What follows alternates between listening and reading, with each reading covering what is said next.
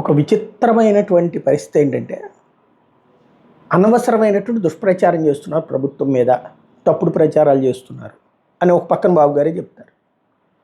రెండో పక్కన 35 మంది ఎమ్మెల్యేలను పిలిపించాను, తీవ్ర వాళ్ళతో కూర్చోవాల్సి వచ్చింది అని ఆయనే చెప్తారు.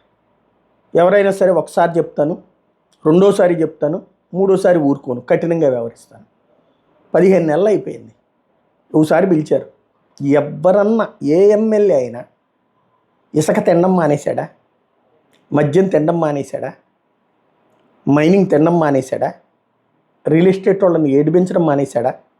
మద్యం వ్యాపారులు హింసించడం మానేశాడా? ఒకసారి క్రాస్ చెక్ చేసుకుంటే సరిపోతుంది కదా.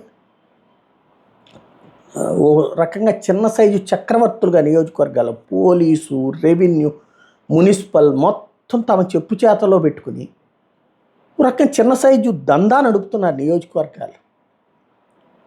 బీహార్ కంటే కూడా ముదిరిపోయినటువంటి వాతావరణం. ఇప్పుడు ఈ 15 నెలల్లో మీరు మాట్లాడారు, మందలించారు, బాగానే ఉంది. అంటే ఈ 15 నెలల్లో ఎంతమందిని హింసించుంటారు వాళ్ళు? ఎంతమందిని ఇబ్బంది పెట్టుంటారు? మరి వాళ్ళందరూ ఇవాళ మీరు మందలిస్తున్నారులే అని సరిపోతుందా? ఎన్ని జీవితాలు నాశనం అయ్యి ఉంటాయి వాళ్ళ వల్ల?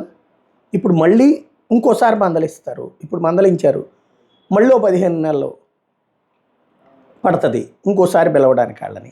ఆ తర్వాత ఇంకో 15 నెలలు పడుతుంది. అంటే 4.5 ఏళ్ళు అయిపోయింది.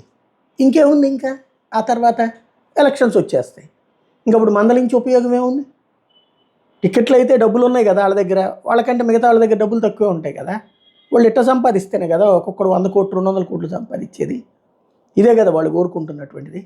ఏం చేస్తారు ఇక్కడ?